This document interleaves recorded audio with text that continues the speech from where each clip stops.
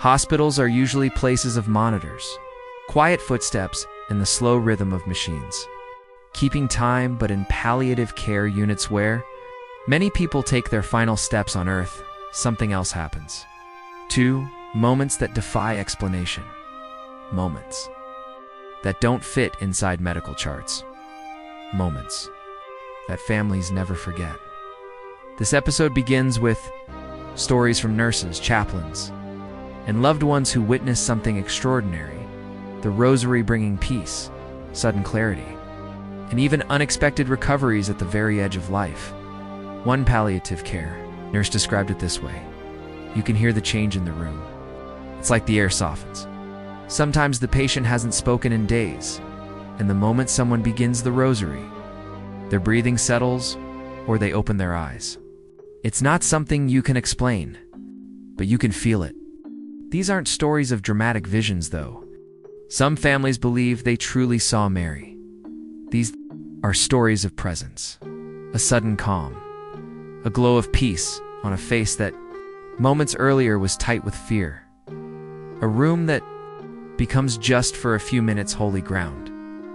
In this first segment, we explore why the Rosary has such power at the end of life, why so many people, even those who haven't prayed in years, instinctively reach for it, and why nurses say that when the Rosary begins.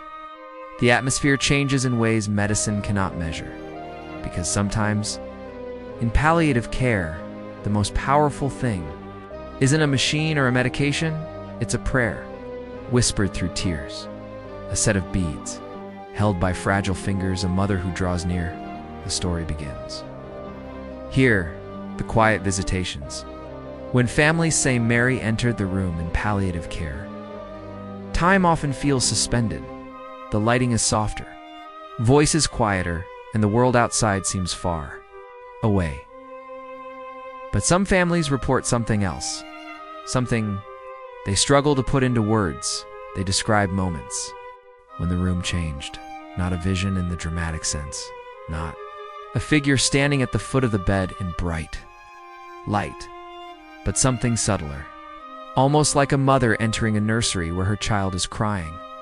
A daughter recalled sitting beside her dying father, praying the Rosary through trembling fingers. At the third sorrowful mystery, she felt a warmth behind her, gentle, soft, unmistakably comforting. She said, "I didn't see her.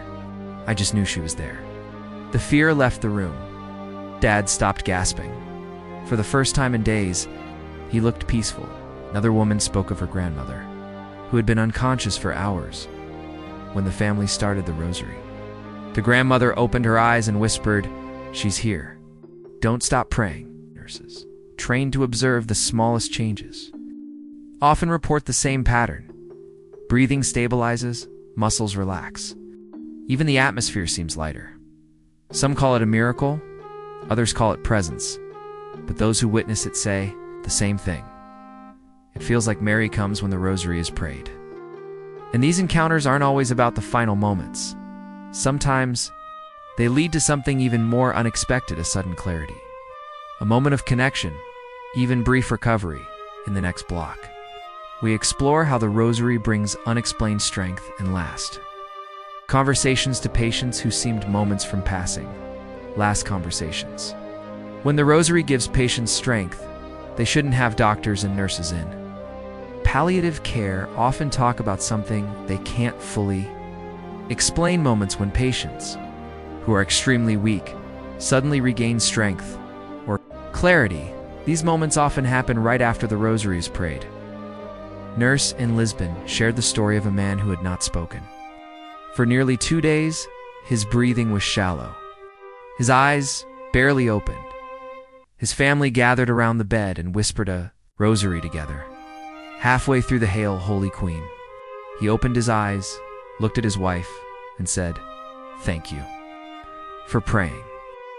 I'm not afraid anymore." He spoke clearly for nearly 5 minutes.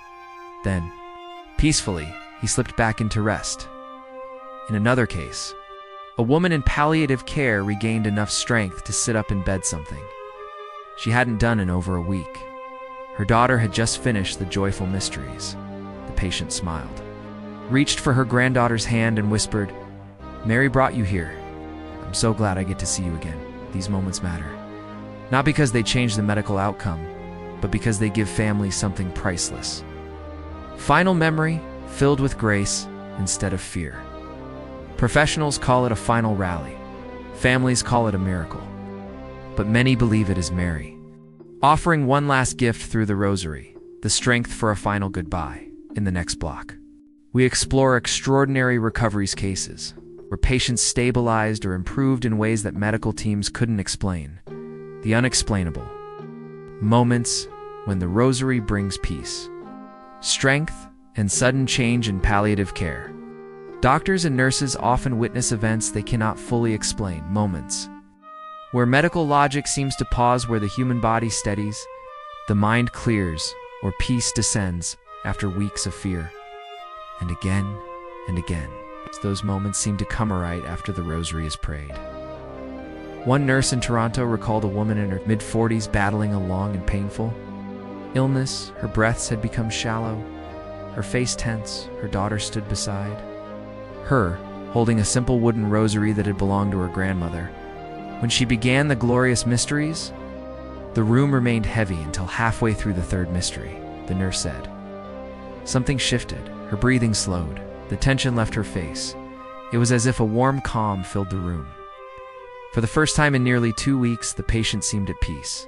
By morning, as doctors noted, her heart rate had stabilized, her panic episodes had stopped, her pain level had decreased in a way they could not explain. One physician quietly admitted, "There's no medical reason for this, but I felt serenity when I entered her room, almost like someone else had gotten here before us." Another story came from Chicago. A man in his 70s was expected not to survive the night. The family gathered around him in the dim hospital room, exhausted by grief but clinging to hope. His wife whispered, "Let's pray one more rosary, just one." Near midnight, they began. Their voices cracked, their hands trembled. But as the final Hail Mary was prayed, something astonishing happened. By morning, the doctors were stunned. "He shouldn't look this strong," one said. "Not after what his body endured yesterday." Charts didn't explain it, monitors didn't predict it, but the family knew what happened. Mary came, and grace followed her. Not every rosary in the hospital brings physical healing. Sometimes Mary brings something even more miraculous: peace, forgiveness, closure, unity, acceptance, or a final moment of clarity. The Rosary doesn't always save a body, but it always touches a soul. And in the next block, we'll enter a story so profound that even seasoned hospital staff fell silent. A moment when Mary's presence in a palliative care room could not be denied. When heaven opens the door, Mary's final gift in a palliative care room there.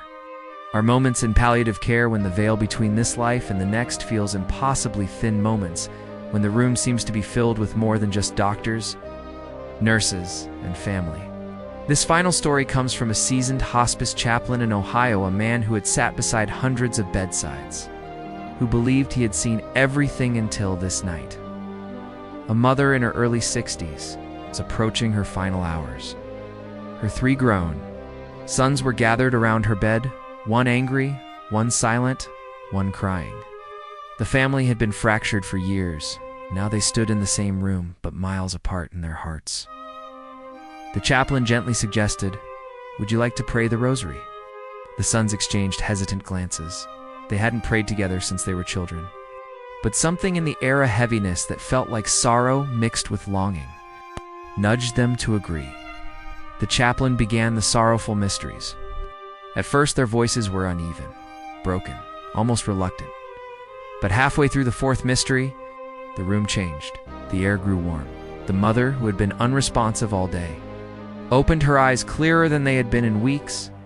She looked slowly at each of her sons and whispered, "She's here." Like a mother entering a dim room to comfort a child having a nightmare, a peace so deep settled over them. Even the medical equipment seemed too quiet. The mother raised her hand slightly, as if reaching for someone they could not see. Her breathing slowed, and with a faint smile, one of recognition, "Not fear," she whispered, "Mary. Take me home." Her final breath was soft, like the exhale of a child falling asleep in her mother's arms, the three sons, who had barely spoken to each other for years, collapsed into each other's arms. They wept, they forgave, they reconciled. The chaplain later said that night, Mary didn't just bring peace to the dying, she healed the living. Doctors noted how unusual it was for a patient to regain clarity in those final moments. Nurses said they felt a warmth in the room that lingered long after. One of the sons kept repeating, she didn't die alone, she died with Mary. This is the miracle that so often accompanies the Rosary and palliative care, not always a return to health, but a return to Pasan to God. When Mary enters a hospital room, fear leaves, light returns. And even in death, life becomes a passage, not an ending. And this is why in the most fragile moments of human existence, millions cling to the Rosary, because Mary has not abandoned her children at the hour of their death. She comes, she stays, she leads them home. As we come to the end of this reflection, remember this: Mary does not wait for perfect circumstances. She walks into the room right where you are. Whether it's a hospital room, a quiet bedroom, or a moment of fear you haven't told anyone about, she draws near with the same tenderness she brought to Jesus himself. Her message is simple and steady. I am with you. Do not be afraid. The Rosary may seem small, just beads, just prayers, just repetition. But again and again, in palliative care halls, in ICUs, in family living rooms, in moments of despair, it becomes something far more powerful. A doorway, a lifeline, a mother's hand reaching for yours. So if you're carrying anxiety today, if someone you love is sick, if you're scared about the future, if you feel alone in your suffering, then pray a decade. Just one. Slowly, gently. Let Mary walk into your room today, because where she enters, peace follows, hope rises, and Jesus draws near.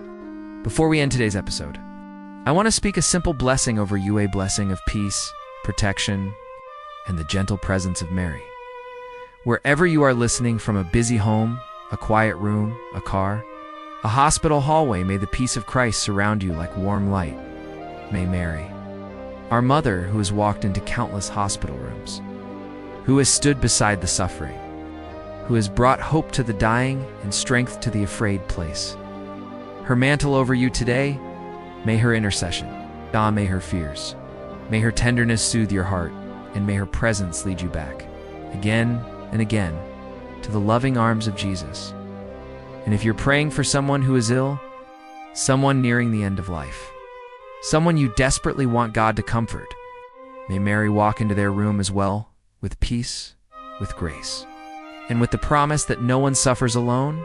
You are held, you are seen, you are loved, and you are never abandoned.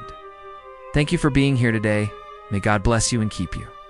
And may the Rosary continue to be a source of miracles in your life.